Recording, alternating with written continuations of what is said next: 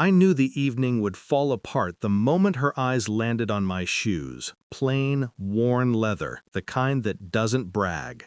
She lifted her chin like she smelled something rotten. Then she said it. Security? Get this pauper away from the table. My own daughter-in-law speaking to me like I was furniture that had overstayed its welcome. The room froze, but her voice didn't. It sharpened. I don't want strays around my family. I didn't move. I didn't argue. I only looked at my son, her husband, who stared at his plate like it was safer than choosing a side. And in that moment, I wasn't hurt. I was awake. I wasn't always the man she despised. The first day I met her, she shook my hand like she was sealing a deal. Too firm, too bright, too eager. I remember thinking my son needed someone softer, someone who didn't look at the world like a ladder. But he loved her, and I wanted to believe that love could sand down ambition. Back then, she used to call me Dad with sugary warmth. She brought me soup when I caught the flu. She laughed too loudly at my dry jokes. I wasn't blind. I knew she wanted approval. She wanted access. But I thought it was harmless. I thought she cared for him, and that was enough. But people show their real faces when they think no one is watching. The shift was small at first. Her eyes would flick to my clothes, my car, my quiet lifestyle. She'd make comments, light, joking on the surface. You should get yourself something nicer, Dad. You never know who you'll run into. She said Dad, but the tone never matched the word. Then she started avoiding family dinners if they were held at my home. Then she started correcting the way I spoke, as if polishing me would make her shine brighter. But the moment that broke the illusion came quietly. I overheard her on the phone with a friend, complaining, mocking. His son married up, she said. He should be grateful I don't treat him like the poor man he is. Poor. If only she knew. I'd built my company in silence.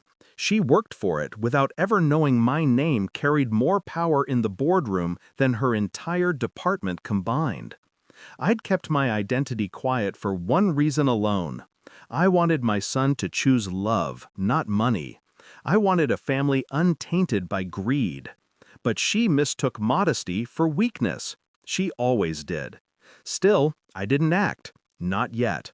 Because revenge is a dish best served with perfect timing. And she gave me the perfect reason. That dinner.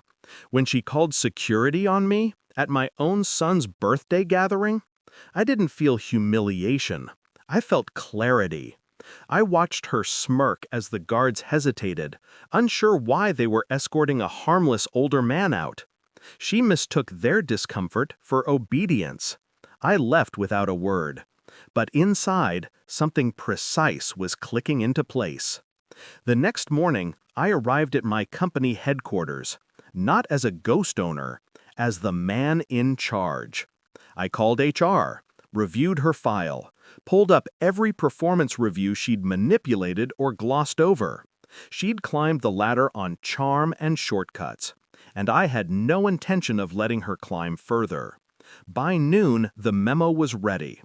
Due to violations of company conduct and multiple internal complaints, effective immediately, Maria Hassan is reassigned to facilities, dishwashing unit.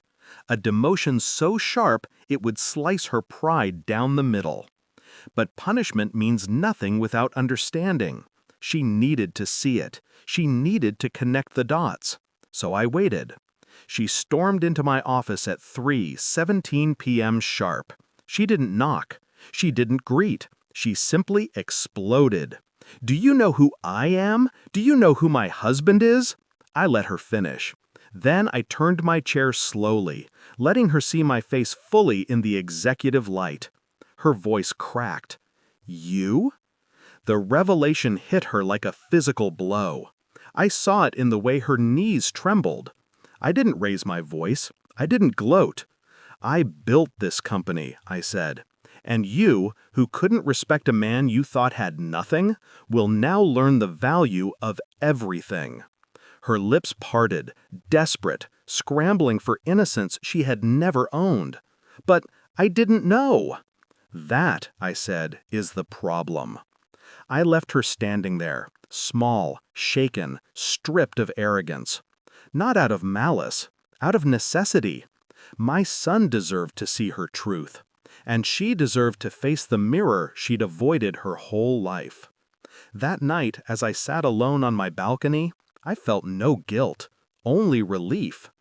Revenge isn't loud, it isn't cruel, it's balance.